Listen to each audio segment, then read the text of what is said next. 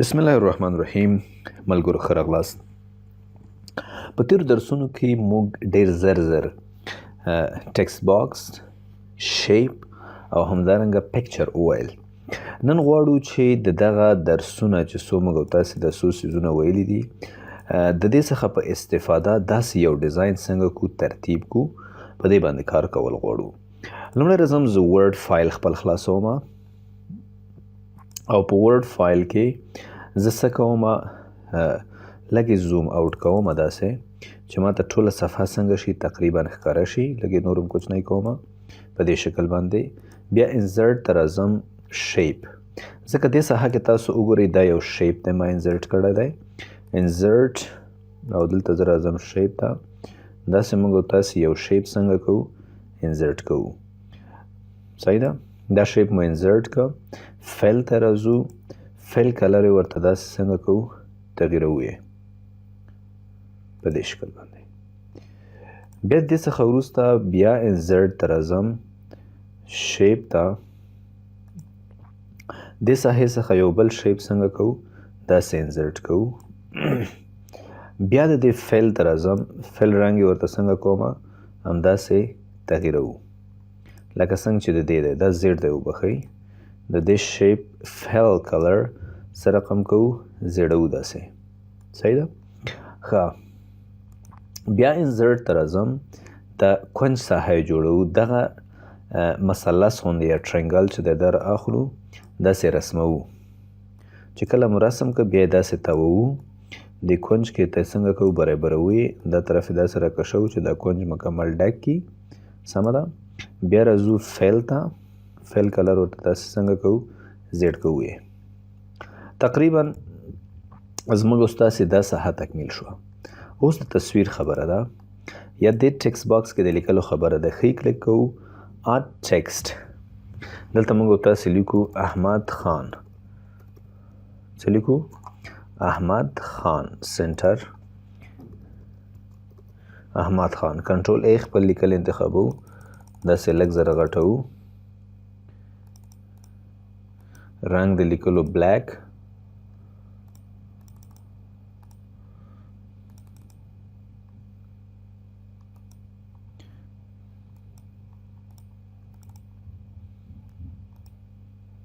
رنګ د لیکلو بلیک دی.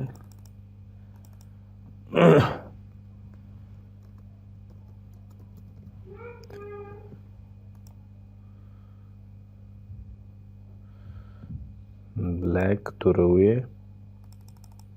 بولډ داسې لږ غټوو. صحیح ده؟ دا لیکل هم موږ تاسې وکړو. اوس دا تصویر راولو. انزرټ مطلب دا یوه سی وي جوړو. انزرټ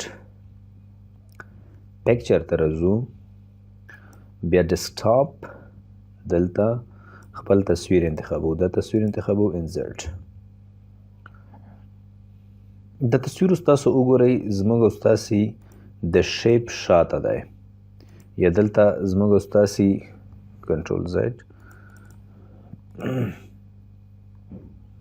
لږ دا غټوم. انزرټ پکچر، تصویر انتخابو انزرټ. دا تصویر اوس موږ نشو موف کولی یا دلته د دې شیپ شاته دی.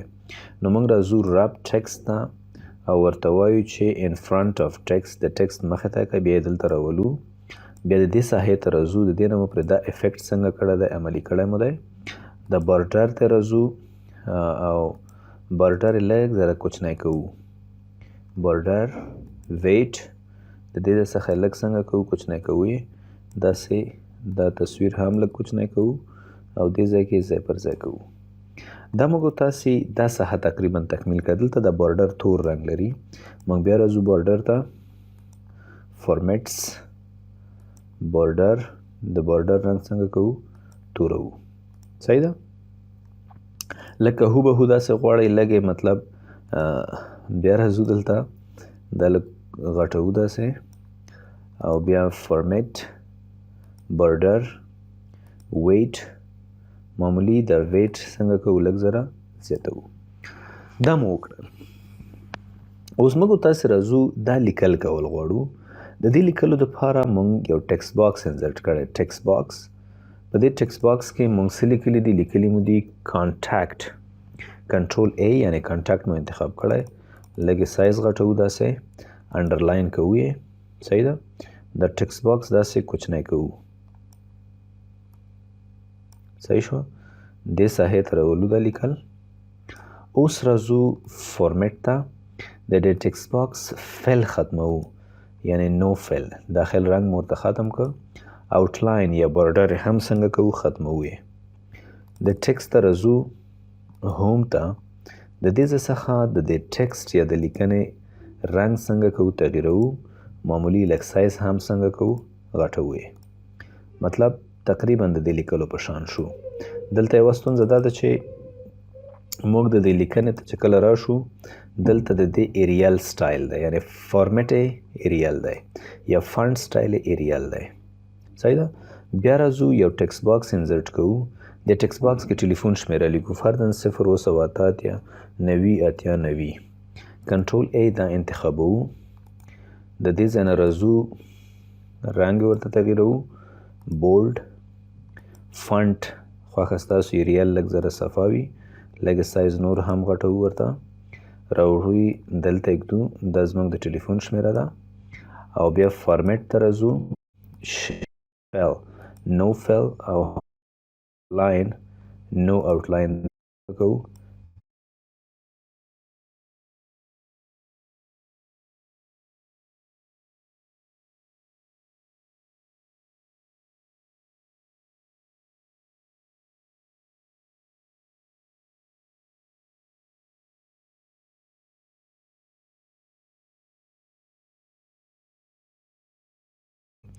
بیا انسرټ ته راځو پکچر ته. دلته موږ د ټلیفون شمیره لرو یا نښه دا انتخابو. اوکې. دا هم د دې تصویر شاته ده یا د شیپ شاته ده. ټکسټ رب ته راځو. ان فرنټ اف ټکسټ او لږې داسې څنګه کوو؟ کوچنی کوو یې. دې ساحې کې ځای پر ځای کوو. صحیح ده. دا ورته هم څنګه کوو؟ لږې انتخابوو. داسې ورسره څنګ په څنګ کوو. دا موږ تاسې وکړل. انشاءالله زه تاسو سره وعده کوم په ورډ، اکسل، پاور پوینټ او نور مختلف پروګرامونو کې به تاسو ته انلیمیټډ میټیریلز او ډیټا در رسیږي.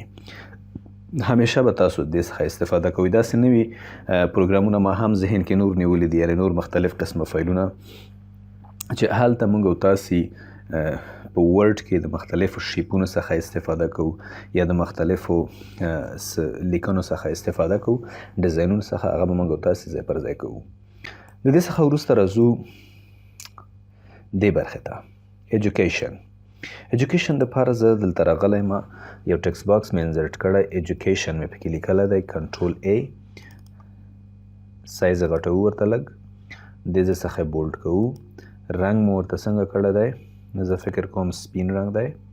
دې ځای نه مو فانټ ورته هم ایریل کړی دی او دا سپیلنګ مو ورته صحیح کړی دی لږ ذره. ښی کلیک پرې کوو. ایجوکیشن. بیا ټکسټ باکس ته راځو. فارمیټ نو فل آوټلاین نو آوټلاین. دا مو انتخاب کړي دي. دلته مو راوستي. صحیح شوه. خو دلته تاسو وګورئ د ایجوکیشن لاندې یو خط کش شوی دی. دا خط موږ راغلی یو انسرټ ته راځو. شیپ. د دې ځای څخه دا لاین موږ را اخلو او د خپل کیبورډ څخه د شفټ بټن نیسو تر څو دا لاین ډېر سټریټ او سیده رسم شي. شفټ نیسو. وبښئ. انسرټ لاین شفټ ورسره نیسو. دا لاین دا څنګه کوو؟ رسموو. بیا را اخلو. همدا لاین انتخابوو.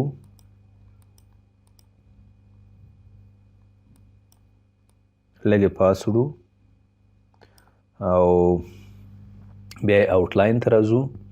لږې ویټ ورته څنګه کوو؟ زیاتوو.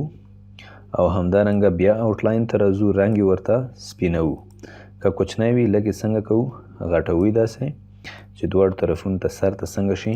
ورسیږي. دا موږ تاسې څنګه وکړه؟ دا مو رسم کړه. په دویمه برخه کې موږ تاسې دلته یو څه لیکل لرو. دا لیکل دا په حقیقت کې بل څه نه دي بلکې دغه ټکسټ باکس را اخلو. دا ټکسټ باکس کنټرول C کنټرول V کاپي کوو. دلته راځو. دا کنټرول A او دې ځای څخه موږ بولټ څنګه کوو انزرټ کوو لیکل کوو. فرضاً ما لیکلی دي چې دلته نه پوهېږم ما څه لیکلي دي. ما لیکلي دي های سکول او یونیورسټي. دا سی وي ده که نه. دلته موږ لیکو های سکول او انټر یونیورسټي. دا ټکس باکس لږ داسې غټوو چې غټ مو که بیا یې راوړو دلته څنګه کوو ږدو یې. دا لیکل مو هم وکړه. بل موږ تاسې دلته د الفتحه لیکلې ده. همدغه ټکس باکس بل ټکس باکس نه راخلو. همدا ټکس باکس کنټرول سی کنټرول وي کاپي کوو یې پیسټ کوو یې کنټرول ای مطلب منځ ټول انتخابوو بیک سپیس وهو چې دغه بولټ هم ختم شي. دلته موږ لیکل کوو الفتحه. الفتحه چې مو کله ولیکل بیا فارمیټ ته راځو ټکس ډایرکشن ته. د لیکل خپل په دې شکل باندې کوو په دې شکل. دا چې مو کله ترتیب که دا داسې راجي کوو دلته بږدو یې. صحیح ده. موږ وکولی شو ډېر په اسانۍ سره د دې ځای پورې مو خپل ډیزاین څنګه ترتیب مو که. صحیح ده. ځکه زه زوم اوټ کړم تقریبا همداسې یو ډیزاین موږ څنګه که جوړ مو که. نو ویډیو نارمل د 10 دقیقو څخه نه زیاتوو ځکه اکثره حضوري زده کوونکو ته چې موږ دا درسونه ورکوو خو ډېر په اسانه ورته موږ فلش ته کاپي کو. خو اکثره زموږ ډېر زیات ملګري د واتساپ ګروپ د لارې نه زده کړه کوي یا د یوټیوب د لارې نه زده کړه کوي. نو د انټرنیټ د کمزورتیا په وجه موږ هم نشو کولی چې دا ویډیوګانې دوی ته واتساپ کې اپلوډ کړو او دوی هم بیا نشي کولی چې ډاونلوډ یې کړي. نو ویډیوګانې نارمل د 10 او د 15 دقیقو په منځ کې اخلو. د نن ویډیو دپاره همدومره بس دی. راتلونکي ویډیو کې به بیا انشاءالله موږ تاسې په دې برخه باندې کار وکړو او دا به هم ووایو. امید دی چې تاسو به د دې درس څخه ډېر څه زده کړي وي.